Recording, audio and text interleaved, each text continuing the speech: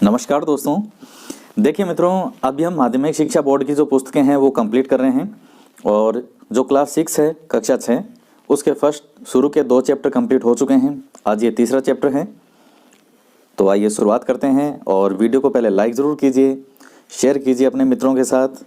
इसके साथ ही देखिएगा, जो लास्ट वीडियो था उसमें आपसे क्वेश्चन पूछा जाएगा, आपको जवाब देना है उसका। जो लास्ट चैप्टर था, चैप्टर 2 सौर परिवार वाला, कि जो पृथ्वी है वो किन 2 ग्रहों के मध्य है। क्वेश्चन फिर से सुन लीजिएगा, पृथ्वी किन 2 ग्रहों के मध्य स्थित है। तो आइए हम शुरुआत करते हैं आगे। आज का हमारा चैप्टर है अंतरिक्ष खोज। पिछले अध्याय में हम जान चुके हैं कि प्राचीन काल से ही मनुष्य ब्रह्मांड के बारे में जानने के लिए प्रयत्नशील रहा है। सभ्यता के प्रारंभिक काल में पृथ्वी से आकाश की गतिविधियों को देख पाना संभव नहीं था, किंतु लंबे समय तक इन आकाशीय पिंडों की गतिविधियों को देखकर प्राप्त निष्कर्षों की सहायता से मानव ने कई पुरानी मान्यताओं को गलत साबित कर दिया। खगोल शास्त्रियों ने विश्व के सामने नए सिद्धांत और परिकल्पनाएं भी पेश की। अंतरिक्ष या खगोलीय खोज में भारत की प्राचीन सभ्यताओं सहित मेसोपोटामिया, मिस्र, चीन और यूनान का भी योगदान रहा है। मानव ने पुरातन काल से कई यंत्रों की सहायता से सौरमंडल, ग्रहों और तारों के बारे में जानकारी प्राप्त की।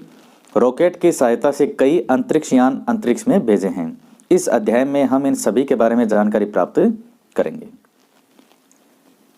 तो अब जैसे आप नोट्स बनाएंगे तो ये जो पहला पैराग्राफ है पूरा जो हमने अभी पढ़ा, इसमें नोट्स के लिए लिखने वाला कुछ भी नहीं है। आप इसको छोड़ सकते हैं, केवल पढ़ने के लिए, जानकारी के लिए सफिशिएंट है। अब पढ़ते हैं। ये देखिए, मिस्र के पिरामिड और उसके ठीक शीर्ष पर स्थित ध्रुव तारा। तो ये जो पिरामिड भी पहले बनाए जाते थे, इस तरह से बनाया जाता था कि उत्तर दिशा में होता है ध्रुव तारा, हमेशा उत्तर दिशा का पता चलता है।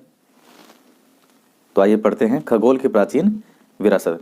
खगोल शास्त्र का प्रारंभ किस देश और किस काल में हुआ, इस विषय पर विद्वान एकमत नहीं है। प्रारंभ में यह केवल निरीक्षणात्मक रहा होगा, लेकिन क्रमशः वैज्ञानिक स्वरूप पाकर वह वर्तमान का खगोल विज्ञान बन गया। इस विद्या का चरमोत्कर्ष मिस्र के पिरामिडों द्वारा लगभग 2500 ईसा वर्ष पहले से ही स्थापित हो गया था। अभी तक के प्राप्त प्रमाणों के आधार पर ऐसा ज्ञात हुआ है कि पिरामिडों का निर्माण का संबंध तारों की दिशा और गति को जानने के लिए किया गया है।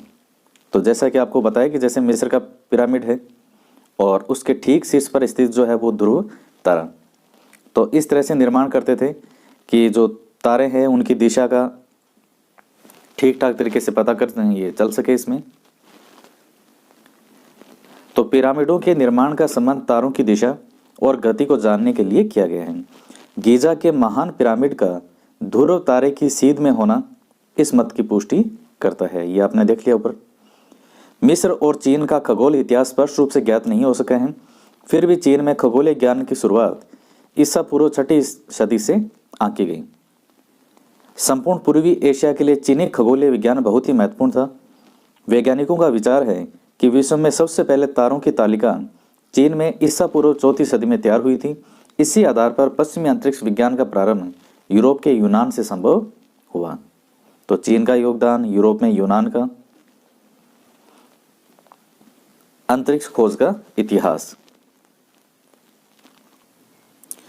तो अब इतिहास क्या है इसका। भारत के खगोलविद भी अंतरिक्ष की जानकारी प्राप्त करने के लिए प्राचीन काल से ही प्रयत्नशील रहे हैं, जिनमें प्रमुख रूप से आर्यभट्ट, वराहमिहिर और भास्कराचार्य द्वितीय। अब देखिए, यहाँ से एक एक पॉइंट महत्वपूर्ण है। यहाँ से आप अपना नोट्स में लिखना शुरू कर सकते हैं। इनको आप आराम से बाद में नोट्स बनाइएगा इनके। तो अब ये लिखने वाले पॉइंट हैं सारे। आर्यभट्ट भारत के महान खगोलविद थे, जिनकी मान्यता थी कि पृथ्वी गोल है। इन्होंने पृथ्वी स्थिर नहीं है, यह बात ईसा पूर्व 5वीं सदी में ही बता दी थी। इसके घूमने के कारण ही हमें लगता है कि तारे उदय और अस्त होते हैं। उन्होंने पृथ्वी की परिधि लगभग 24,835 मील बताई थी, जो कि आधुनिक काल के भूवैज्ञानिकों द्वारा बताई गई परिधि 24,901 मील के लगभग बराबर है। तो इन्होंने ईसा पूर्व 5वीं सदी में ही बता दिया था। किसने? आर्यभट्ट ने, जो कि आधुनिक काल के भूवैज्ञानिकों द्वारा ये हो गया। उन्होंने चंद्र ग्रहण का कारण चंद्रमा पर पृथ्वी की छाया का पड़ना बताया था, जो कि अटल सत्य है। सूर्य ग्रहण, चंद्र ग्रहण क्यों होते हैं वो हम आगे देखेंगे अभी, लेकिन आर्यभट्ट ने ये सभी महत्वपूर्ण घटनाएं जो कि किसी अंतरिक्ष से, खगोल शास्त्र से संबंधित हैं, वो पहले ही बता दी थी। जैसे पृथ्वी स्थिर नहीं है ये बता दिया, इसके घूमने के कारण तारे उदय और अस्त होते हैं, पृथ्वी की जो परिधि बताई वो भी लगभग सही बताई, और चंद्र ग्रहण का क्या कारण है वो बिल्कुल सही बताया। तो भारत द्वारा अंतरिक्ष में भेजे गए प्रथम कृत्रिम उपग्रह का नाम भी आर्यभट्ट रखा गया है। तो ये आर्यभट्ट हैं, इरेटोस्थेनेज, भास्कराचार्य द्वितीय।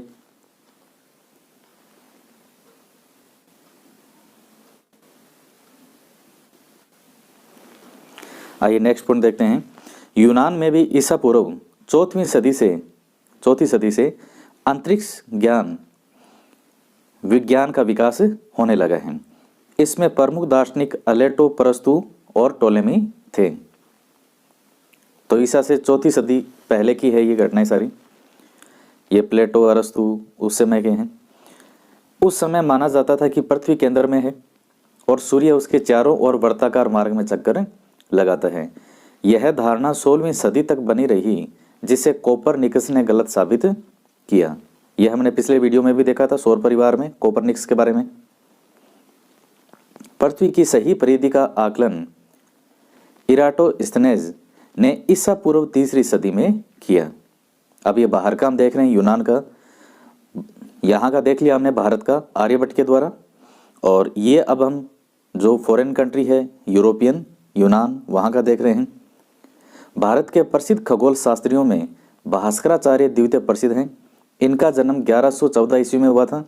इस विद्वान ने मात्र 36 वर्ष की आयु में सिद्धांत शिरोमणि नामक ग्रंथ की रचना की। ये महत्वपूर्ण है आपके लिए। उनका मानना था कि पृथ्वी गोलाकार है तथा अपने गुरुत्वाकर्षण के कारण सब चीजों को अपनी ओर खींचती है। बिल्कुल सही बताया इन्होंने, भास्कराचार्य द्वितीय ने भी। उस समय तक ये वैज्ञानिकता, ये साइंस जैसी चीजें नहीं थी, आज इतने उपकरण हैं। इससे स्पष्ट है कि भारतीय खगोल शास्त्रियों ने पृथ्वी के गुरुत्वाकर्षण सिद्धांत, पृथ्वी के घूर्णन तथा परिक्रमण आदि का प्रतिपादन न्यूटन से कई सदियों पूर्व ही कर लिया था।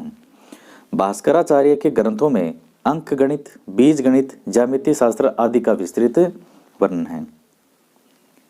तो इसमें आपके ये मेन पॉइंट हो गए। ये पूरा पैराग्राफ जो है और ये वाला पूरा अंतरिक्ष खोज का इतिहास, ये आपके लिए नोट्स के रूप में महत्वपूर्ण है। ये सब पॉइंट महत्वपूर्ण है। इसमें भारत का बता दिया, यूनान का बता दिया कि भारतीय खगोल शास्त्रियों ने पृथ्वी के गुरुत्वाकर्षण सिद्धांत, पृथ्वी के घूर्णन तथा परिक्रमण आदि का प्रतिपादन न्यूटन से कई सदियों पूर्व ही कर लिया था। तो न्यूटन से भी पता नहीं कितने हजारों साल पहले इन्होंने ये सब चीजें बता दी थी। और भास्कराचार्य के ग्रंथों में जो गणित से संबंधित है इनका वर्णन है। अब आता है अंतरिक्ष जानकारी के साधन। दूरबीन ईसा से 20वीं सदी तक खगोल शास्त्र आकाशीय पिंडों की गतिविधियों को समझाने वाला अवलोकन शास्त्र मात्र था। खगोल शास्त्र केवल आकाशीय पिंडों की गतिविधियों को समझाने वाला अवलोकन शास्त्र मात्र था। आधुनिक वेधशाला का प्रमुख यंत्र है दूरबीन, जिसकी सहायता से दूर स्थित वस्तुएं हमें पास में और बड़ी दिखाई देती हैं। प्रथम दूरबीन का आविष्कार, ये महत्वपूर्ण फैक्ट आपके लिए, हॉलैंड, नीदरलैंड के हैंस लिपरसी ने द्वारा किया गया था। इन्होंने किया था, लिपरसी हॉलैंड के हैं। प्रथम दूरबीन का आविष्कार इनके द्वारा किया गया। किंतु आकाशीय पिंडों को देखने में प्रयोग किए जाने वाले दूरबीन का आविष्कार इटली में गैलीलियो ने 1610 ईस्वी में किया गया। वो पहली दूरबीन का आविष्कार है। और आकाशीय पिंडों को देखने के लिए जो प्रयोग की जाने वाली दूरबीन है, अब जैसे ये गैलीलियो है, ये बैठ के देख रहे हैं आकाशीय पिंडों को, तो 1610 में किया गया।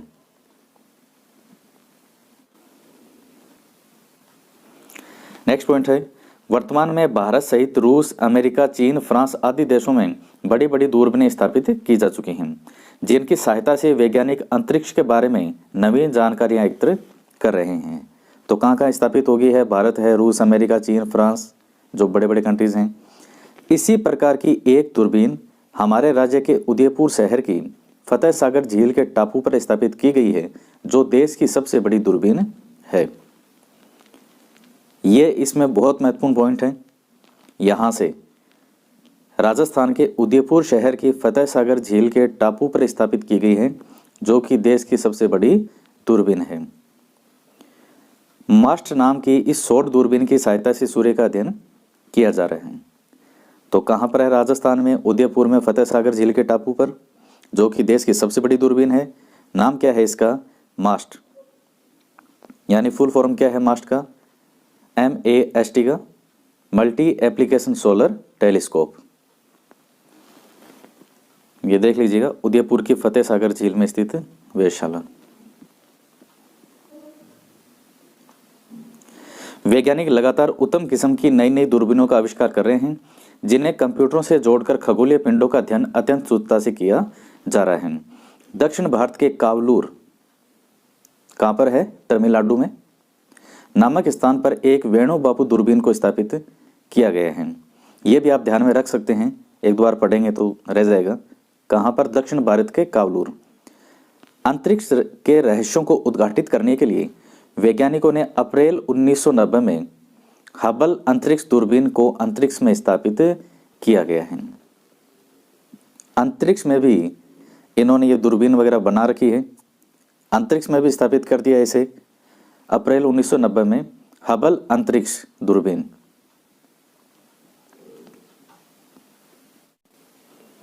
ये देखिएगा, वेणु बापू दूरबीन, ये तो जो दक्षिण भारत में बताइए आपको, तमिलनाडु में, और हबल अंतरिक्ष दूरबीन, ये अंतरिक्ष में स्थापित हैं दूरबीन। अब आती है वेधशाला, बहुत ज्यादा महत्वपूर्ण है। अंतरिक्ष खोज में वेधशालाओं का महत्वपूर्ण स्थान रहा है। हम पिरामिडों के बारे में जान चुके हैं, हमारे देश में भी वेधशालाएं बनाई गई हैं।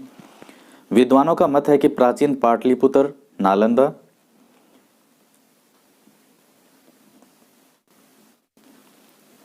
आदि स्थानों से तारों की गतिविधियों पर वेधशालाओं द्वारा नजर रखी जाती थी। ये जयपुर में बना रखा है वेधशाला, जंतर मंतर। अगर आप जयपुर आए हैं तो आपने देखा भी होगा और देखना भी चाहिए। सौर वेधशाला जंतर मंतर के नाम से सवाई जय सिंह के द्वारा बनवाया गया था।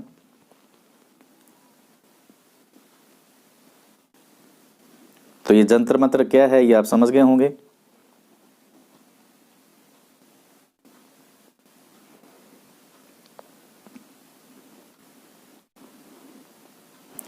सवाई जयसिंह ने भारत, चीन, बेबीलोन और यूरोपीय ज्ञान के आधार पर वेधशाला का निर्माण दिल्ली के जंतर मंतर से प्रारंभ किया। उन्होंने सन 1924 में पहली वेधशाला बनाई थी दिल्ली में, और 1934 में दूसरी वेधशाला जयपुर में बनाई। इसके अतिरिक्त बनारस, उज्जैन तथा मथुरा में भी वेधशालाओं का निर्माण करवाया। जयपुर की वेधशाला सबसे बड़ी है। ये जब आप राजस्थान हिस्ट्री पढ़ते हैं और उसमें जब सवाई जयसिंह आता है तो सवाई जयसिंह के कार्यकाल के दौरान आप ये सब चीज़ें पढ़ते हैं कि उन्होंने 5 वेधशालाओं का निर्माण करवाया था। और कहाँ कहाँ? दिल्ली, जयपुर, बनारस, उज्जैन और मथुरा। सबसे बड़ी कौन सी है? जयपुर की। सवाई जयसिंह ने 3 नए यंत्रों का भी आविष्कार किया, जिनके नाम सम्राट यंत्र, जयप्रकाश यंत्र और राम यंत्र रखे। इनमें सम्राट यंत्र सबसे बड़ा और ऊंचा है। इसकी चोटी आकाशीय ध्रुव को सूचित करती है। आज लगभग 300 वर्षों बाद भी यह यंत्र समय बताने में सक्षम है। तो ये जो यंत्र बनाए गए हैं इनका नाम ध्यान में रखें, किसके द्वारा बनवाए गए थे। नेक्स्ट आता है कृत्रिम उपग्रह और अंतरिक्ष यात्री।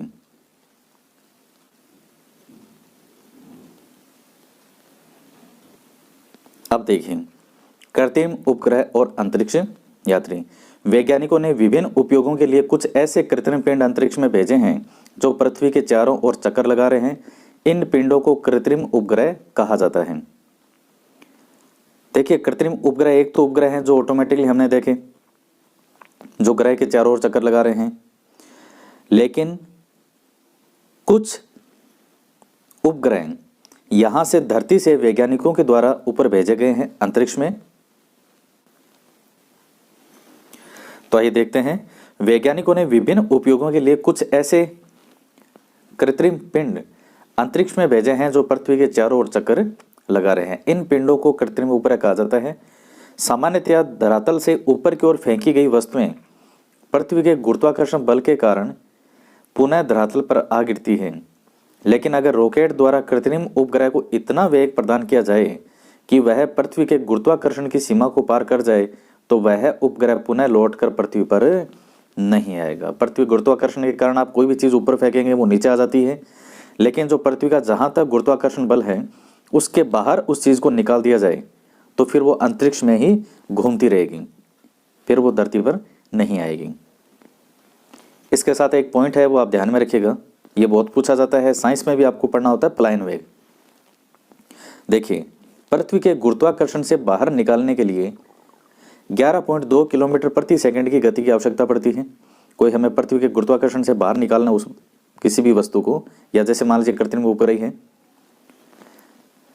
तो आवश्यकता पड़ती है जिसे प्लाइन वेग या एस्केप स्पीड कहा जाता है।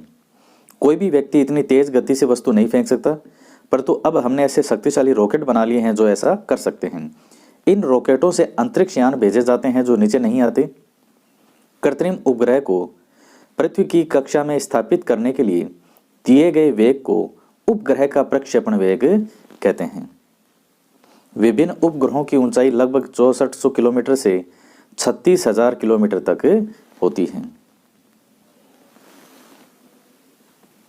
तो ये आपको ध्यान में होना चाहिए कि प्लाइन वेग क्या होता है, और कोई विषय को, कोई वस्तु को हमें बाहर भेजनी है पृथ्वी के गुरुत्वाकर्षण से बाहर, तो उसके लिए क्या स्पीड चाहिए, क्या गति चाहिए, 11.2 किलोमीटर प्रति सेकंड।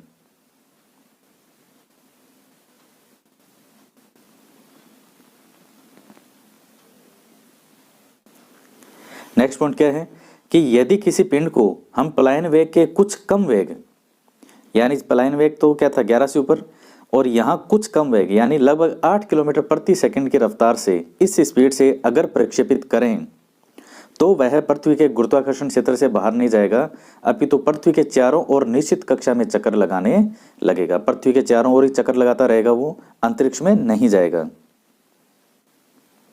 तो ऐसे भी कई उपग्रह छोड़े जाते हैं। कृत्रिम उपग्रह मानव द्वारा बनाया गया एक मशीनी पिंड है जिसे रॉकेट की सहायता से पृथ्वी की कक्षा में पृथ्वी के गुरुत्वाकर्षण प्रभाव की सीमा के अंदर स्थापित किया जाता है।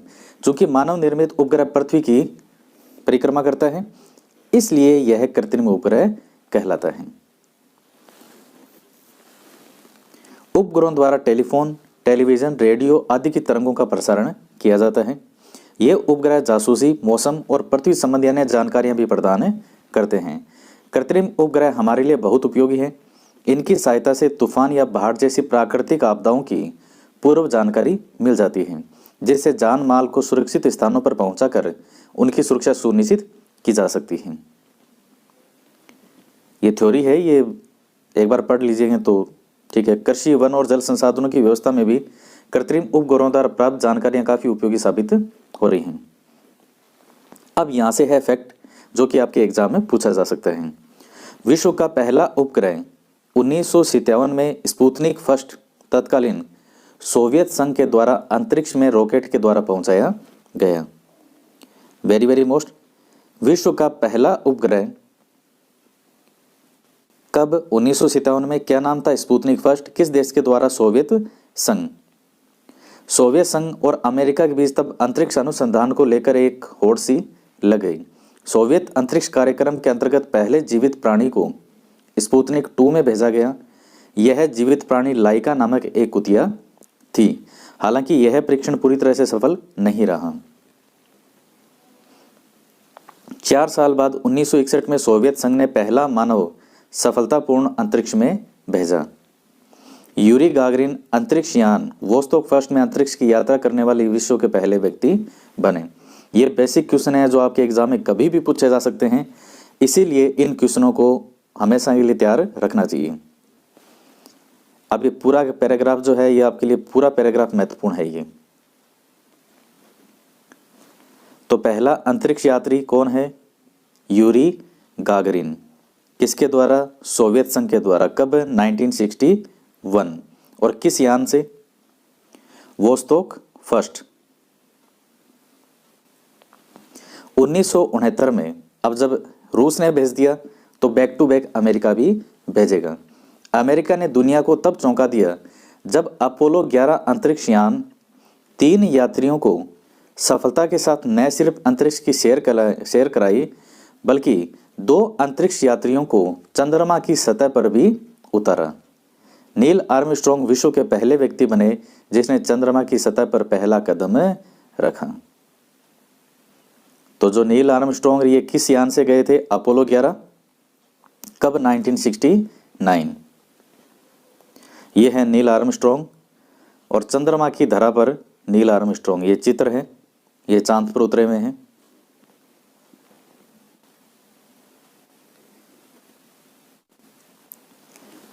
भारत में सर्वप्रथम कौन गया? 1984 में अंतरिक्ष में यात्रा करने का गौरव भारतीय वायुसेना के राकेश शर्मा को मिला। ये राकेश शर्मा जी हैं, इन्हें भी आप जानते हैं, कल्पना चावला। राकेश शर्मा ने सोयूज T-11 यान में अन्य 2 सोवियत अंतरिक्ष यात्रियों के साथ न सिर्फ अंतरिक्ष की सैर की बल्कि उन्होंने सोयूज 7 स्पेस स्टेशन में लगभग 8 दिन रहकर वैज्ञानिक परीक्षण भी किए। जो ऊपर स्पेस स्टेशन, इनका जन्म 49 में पंजाब राज्य के पटियाला में हुआ था।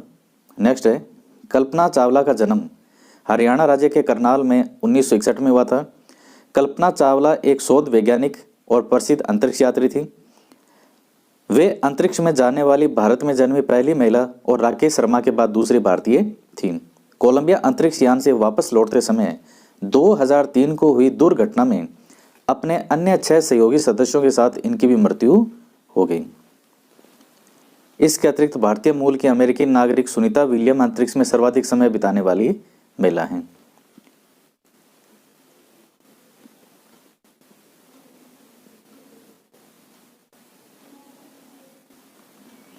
नेक्स्ट है भारतीय अंतरिक्ष अनुसंधान संगठन यानी इसरो।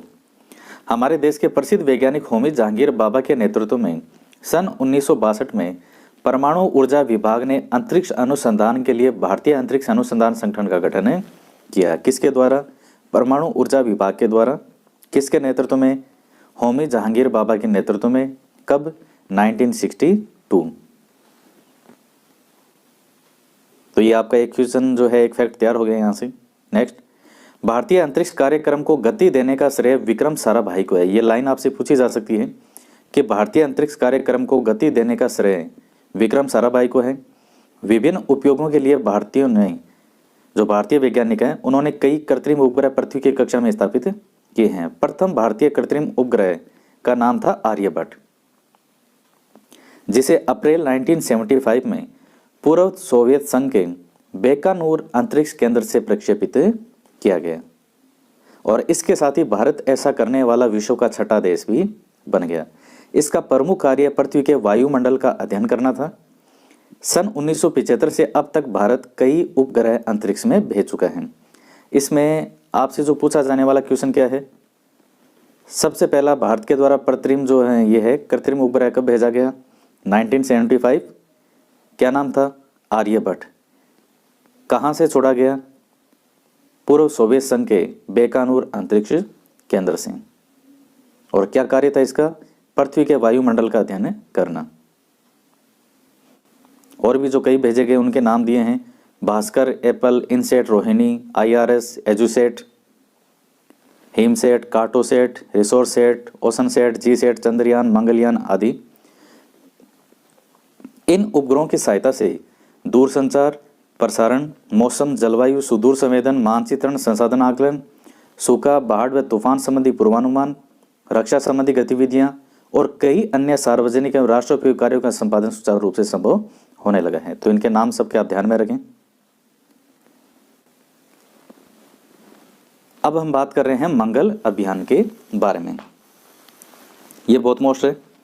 मंगल ग्रह के बारे में जानकारी हासिल करने के लिए भारत ने मंगलयान नामक एक अंतरिक्ष यान नवंबर 2013 को आंध्र प्रदेश के श्रीहरिकोटा में स्थित सतीश धवन अंतरिक्ष केंद्र से प्रक्षेपित किया, जिसने लगभग 11 माह की यात्रा कर सितंबर 2014 में मंगल की कक्षा में सफलतापूर्वक प्रवेश कर लिया। पहले प्रयास में यह उपलब्धि हासिल करने वाला भारत विश्व का एकमात्र देश है। इस प्रकार चंद्रमा का अध्ययन करने के लिए अक्टूबर 2008 में चंद्रयान नामक एक अंतरिक्ष यान को भी प्रक्षेपित किया गया है।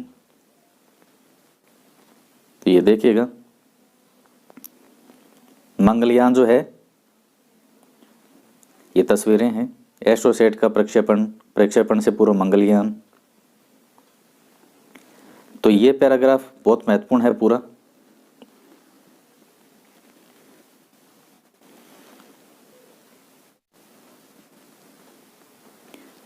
पहली अंतरिक्ष वेधशाला। मंगलयान की सफलता के बाद भारत अब उन देशों की सूची में शामिल हो गए हैं जिनकी अंतरिक्ष में वेधशाला है। अंतरिक्ष में भी हमने वेधशाला बना रखी है। इसरो द्वारा श्रीहरिकोटा से अक्टूबर 2015 में देश की पहली अंतरिक्ष वेधशाला एस्ट्रोसैट को प्रक्षेपित किया गया। जैसे यहाँ वेधशाला बनाते हैं जमीन पर, वैसे अंतरिक्ष में भी भारत के द्वारा वेधशाला बनाई जा चुकी है और जिसका नाम क्या है, एस्ट्रोसैट। इससे ब्रह्मांड का अध्ययन करने में मदद मिलेगी। भारत से पहले अमेरिका, रूस, जापान और यूरोपीय संघ ने भी अंतरिक्ष में अपनी वेधशालाएं स्थापित की हैं। तो ये मंगलयान, चंद्रयान कहाँ से प्रक्षेपित हो रहे हैं, ये मेन फैक्ट है इनमें। ये आपका चैप्टर कंप्लीट होता है। शब्दावली देख लेते हैं। मिस्र के पिरामिड।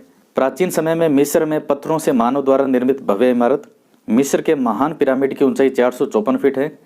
प्राचीन मिस्र में इसमें राजा और रानी के शव को सुरक्षित रखने के साथ ही तारों की स्थिति जानने के लिए भी किया जाता था। दूरबीन, दूर की वस्तुओं को स्पष्ट देखने का यंत्र। वेधशाला, जैसे जंतर मंतर वेधशाला। क्या है ये वेधशाला, किसे कहते हैं? खगोलीय पिंडों के सतत निरीक्षण और जानकारियां एकत्रित करने का स्थान। कृत्रिम उपग्रह। कृत्रिम उपग्रह क्या होते हैं? मानव द्वारा बनाए गए उपग्रह। और 1 मील में कितना होता है? 1.6 किलोमीटर।